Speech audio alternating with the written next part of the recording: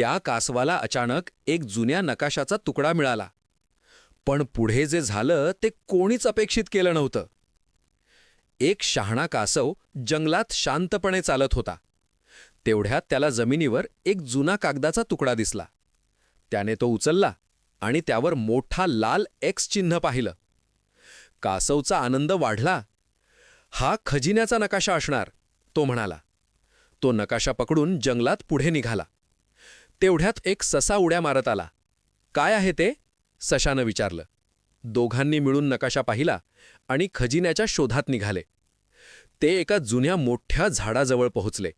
दोघे उत्साहाने नकाशा पुन्हा पाहू लागले.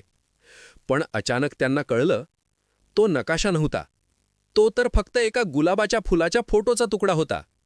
दोघे मोठ्याने हसू लागले. त्यांना समजलं, खरं खजिना म्हणजे ही मजेदार सफर.